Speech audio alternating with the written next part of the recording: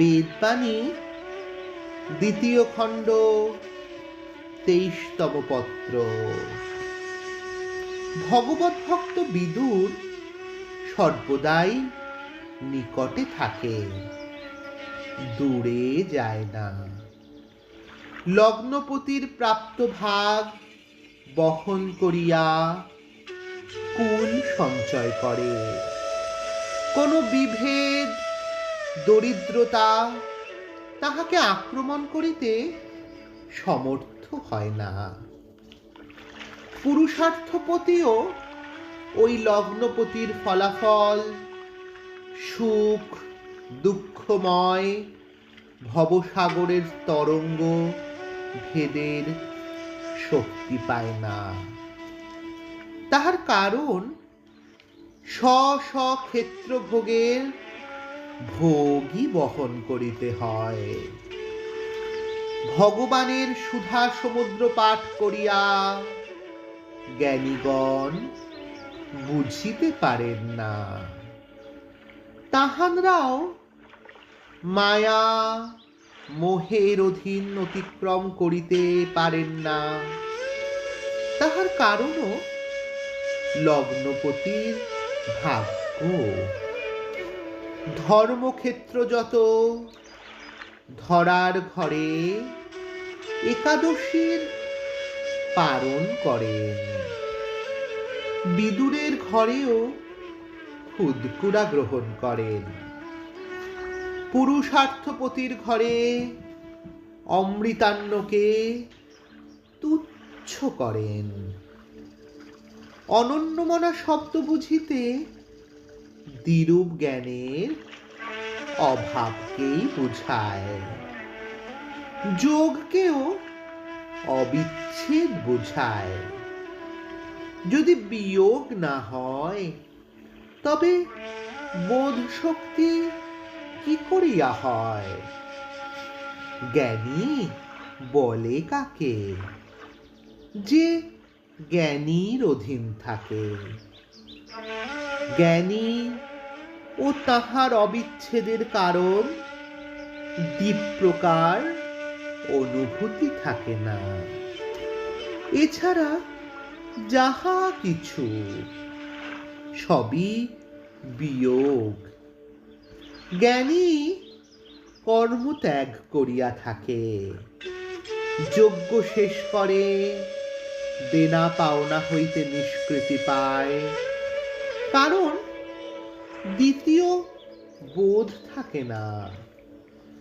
যো মাং পশ্যতি সর্বতঃ সর্বতময়ী পশ্যতি। বিচ্ছেদ হয় না। সুতরাং সুখ দুঃখও থাকিতে পারে না। ইহাই জ্ঞানী। যোগিনামপি সর্বেষাং মদ্গতির্নান্তরান্ততা। বিচ্ছেদ নাই, অনুভূতিও নাই। ভোগীগণই অনুভূতির খণ্ড ভোক্তা হয়। ভিন্ন ভিন্ন ভাবের তরঙ্গ উপলব্ধি করিয়া থাকেন। কাম শব্দটা কামনা, সীমাবদ্ধ, যারে বাসনা বলে।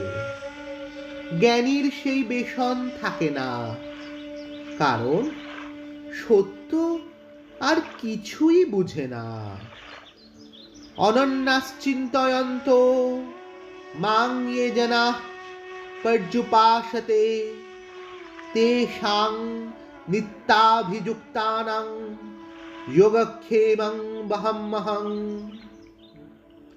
সত্যনারায়ণ সর্বত্র সমভাবে পূর্ণরূপে অক্ষর স্বরূপ বিরাজ করিতেছেন।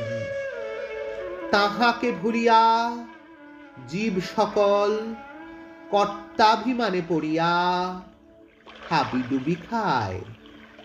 বিচার করিতে করিতে বাদ দিতে দিতে ইহাই দর্শন হয়। তাকেই কর্মক্ষেত্রের কর্ম বলে। ইহা ছাড়া যে সকল কর্ম তাহাই আকাম। আকামের দ্বারা যাহা বোধ হয় তাহাই অদৃষ্ট ভাগ্য বলিয়া থাকে। জ্ঞান অর্থাৎ বেদ, ইহা উদ্ধার হইলেই এই জগতের দেনা পাওনা সকল ঋণ মুক্ত হইয়া যম দ্বার ভেদ করিয়া সত্যলোক প্রাপ্ত হয়। সত্যকেই নিত্য বলে। যদ্গত্তান নির্বতন্তে তদ্দাম পরমং মম।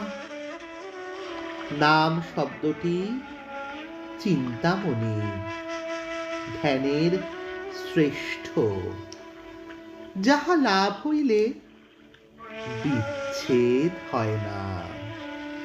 জয় রাম, জয় গোবিন্দ।